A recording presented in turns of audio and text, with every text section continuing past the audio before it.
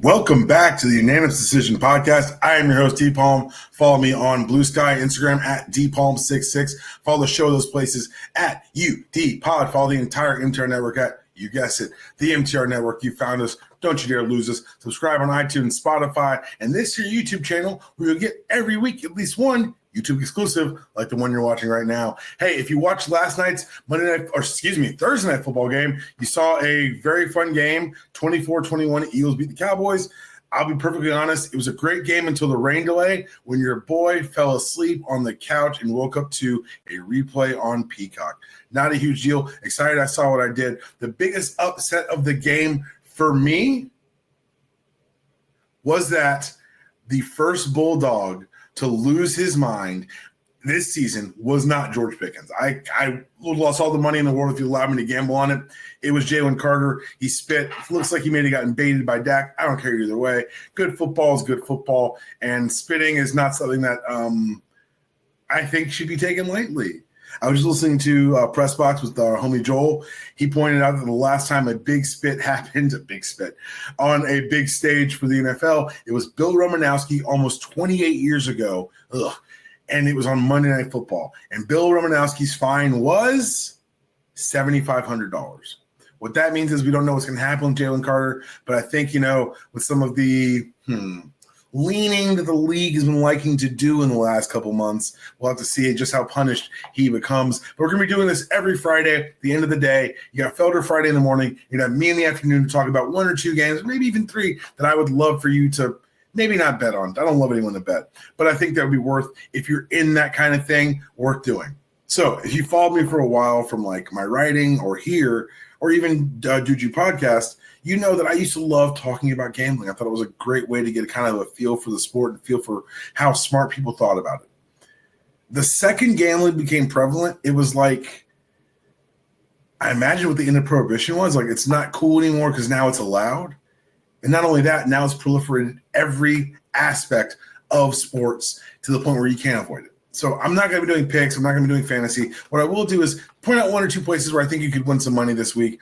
This week, I want to point at Tampa Bay and Atlanta, two teams that have in the NFC South that have revamped their offenses. Liam Cohen left the offensive coordinator position in Tampa Bay to go do this, to be a head coach in Jacksonville. And Atlanta got rid of the albatross that was trying to play with a quarterback with a busted Achilles. So we're going to see how those two offenses look. I don't feel good about either one of their defenses, which is why if you're going to deal with me this week, I'd look at the over of 47 points for that game.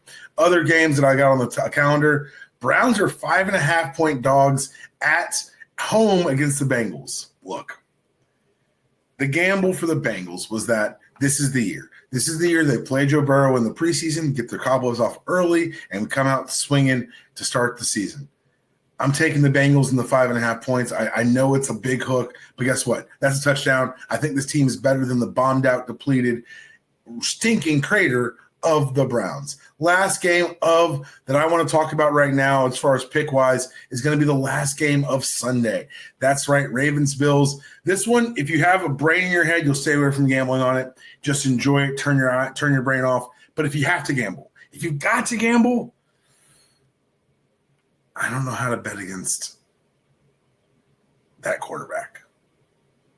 I don't know how to do it. I don't know what to say when I look at Lamar and I look at Josh Allen and I see what they did. I see what they've been doing.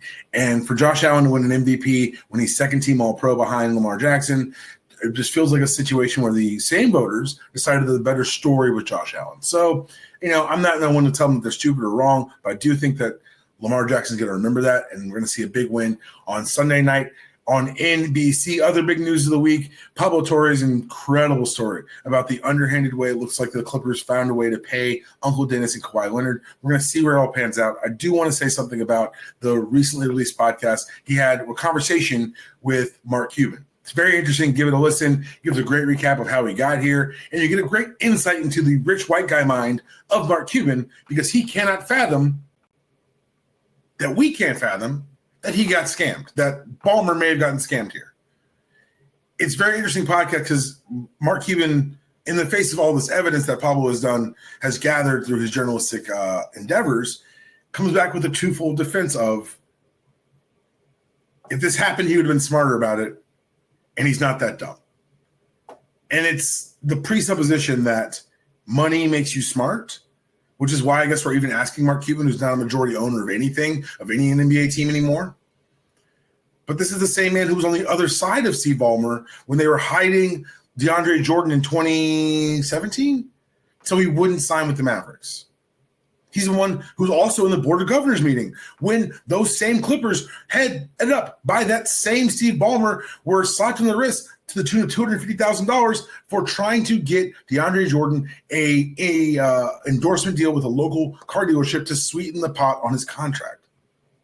It's a pattern of behavior that Pablo Torre does a fantastic job of showing and laying out. And to watch one man flail and say, it couldn't be that way, why would that be? And have no other recompense. It's a very funny, very entertaining podcast to watch Mark Cuban flail about needlessly. Once again, proving money does not make you rich, but hopefully you win some money following my picks. Have a great weekend. We'll see you on Monday. That was your show. There is no outro. See you guys then.